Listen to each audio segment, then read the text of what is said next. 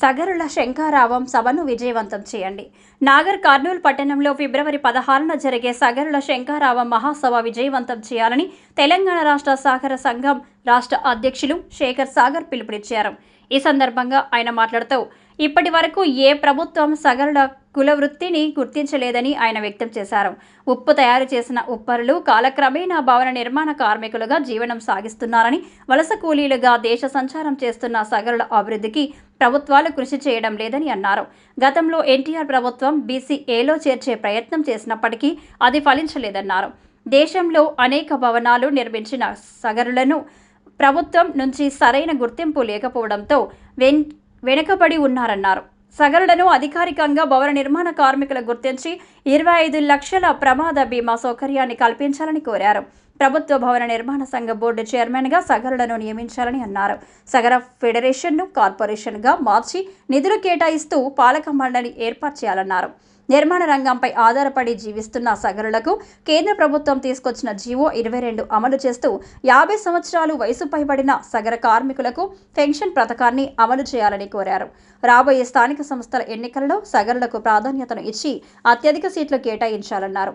GO 59 సవరణ చేస్తూ ప్రభుత్వ కాంట్రాక్టు పనులలో సగరులకు 30% రిజర్వేషన్ కల్పించాలన్నారు.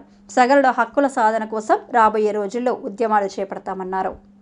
నేను మీ ఉప్పరి శేఖర్ సగర, తెలంగాణ సగర సంఘం రాష్ట్ర అధ్యక్షుని. తెలంగాణ రాష్ట్ర వ్యాప్తంగా ఉన్నటువంటి నా సగర జాతి మొత్తానికి యావత్తు సగర జాతికి నేను పిలుపునిస్తా ఉన్నాను. రేపు రాబోయేటువంటి ఆదివారం రోజు 16వ తేదీన నాగర్ కర్నూలు జిల్లా సగర శంఖారావం పేరుతోని బహిరంగ సభ నిర్వహించబోతుంది. ఈ కార్యక్రమానికి ఆ జిల్లాలో ఉన్నటువంటి సగరులంతా వేలాదిగా తరలివచ్చి దాదాపు 25 నుంచి 30 వేల మంది అక్కడ గ్యాదర్ అయ్యి బహిరంగ సభను విజయవంతం చేయడానికి కంకణబద్దులై ఉన్నారు. ఆ జిల్లా నాయకత్వం అహోరాత్రులు శ్రమిస్తూ ఉంది. ఈ బహిరంగ సభకు నాగర్ కర్నూలు జిల్లాలో ఉన్నటువంటి ప్రతి గ్రామంలో ఉన్న ఆ గ్రామంలో ఉన్న ప్రతి ఇంట్లో ఉన్నటువంటి మహిళలు, పురుషులు, యువకులు, ఉద్యోగులు, కార్మికులు అందరూ కూడా ప్రతి ఒక్కరు కూడా ఈ బహిరంగ సభకు తరలి రావాలి.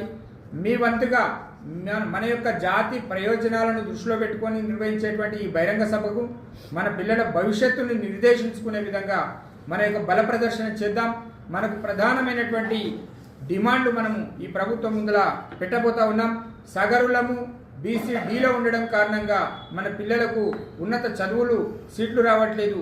ఉద్యోగాలలో మనకు ఇంటర్వ్యూలలో ఉద్యోగాల్లో మనకు ఫలితాలు రావట్లేదు. మన పిల్లల భవిష్యత్తు మారాలంటే మనం బీసీడీ నుంచి ఏలోకి మారాలి. అదేవిధంగా మనకి ఇప్పటి వరకు వైఎస్ రాజశేఖర రెడ్డి గారు ఇచ్చినటువంటి ఫెడరేషన్ మాత్రమే ఉంది. దాన్ని సగర కార్పొరేషన్గా చేసి మనకు నిధులు కేటాయించి దానికి పాలక మండలిని ఏర్పాటు చేయాలని చెప్పి ప్రభుత్వం ముందు డిమాండ్ చేయబోతా ఉన్నాం. అదేవిధంగా గత ప్రభుత్వం జీవో నంబర్ 59ను మనకు ఇచ్చి మరి మనకు అన్యాయం చేసింది. ఆ జీవో 59ను సవరణ చేస్తూ 30% పనులు కనీసం ప్రభుత్వ కాంట్రాక్టు పనులలో మనకు రిజర్వేషన్ కల్పించాలనేటువంటి మరో ప్రధానమైనటువంటి డిమాండ్ ఉన్నది. తర్వాత అత్యధిక ఈ రాబోయేటువంటి స్థానిక ఎన్నికలలో గ్రామ పంచాయతీ, ఎంపీటీసీ, జెడ్పీటీసీ ఎన్నికలలో సగరులకు దామాషా ప్రకారం జనగణన ఏదైతే నిన్న మన నిర్వహించారో దాని ప్రకారం ఖచ్చితంగా అధిక సీట్లు స్థానిక సంస్థల ఎన్నికలలో అన్ని రాజకీయ పార్టీలు కల్పించాలని చెప్పేసి తెలియజేస్తూ కార్మిక సంక్షేమ మండలి బోర్డుకు సగరున్నే, ఎందుకంటే నిర్మాణ రంగం మీద ఉన్నటువంటి కార్మికులు 90% మన కులవృత్తి వాళ్ళు ఉన్నారు కాబట్టి ఆ నిర్మాణ రంగ బోర్డుకు సగరున్నే చైర్మన్గా నియమించాలని చెప్పి ప్రభుత్వం మీద మరో డిమాండ్ పెట్టబోతా ఉన్నాం.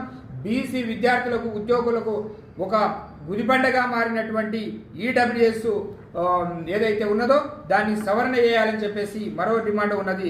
భవన నిర్మాణ కార్మికులుగా ఉన్నటువంటి సగరులు 50 సంవత్సరాలు దాటినటువంటి వాళ్ళను కేంద్ర ప్రభుత్వం ఇచ్చినటువంటి జీవో 27 ఆధారంగా వెంటనే రాష్ట్ర ప్రభుత్వం ఆలోచించి పెన్షన్ విధానాన్ని తీసుకురావాలని చెప్పేసి మరో ప్రధానమైనటువంటి డిమాండ్ ఉన్నది. నిర్మాణ రంగంలో నిర్మాణ పనులలో ప్రమాదవశాత్తు చనిపోయేటువంటి సగరులకు 25 లక్షల రూపాయల కనీస ఎక్స్గ్రేషియా కేటాయించాలని చెప్పి ఇవ్వాలని ఈ ప్రభుత్వం మీద ఈ డిమాండ్ చేయబోతా ఉన్నాం. కాబట్టి వీటన్నిటిని నెరవేర్చుకోవాలంటే మనం ఉద్యమ బాట తప్ప మనకు వేరే మార్గం లేదు.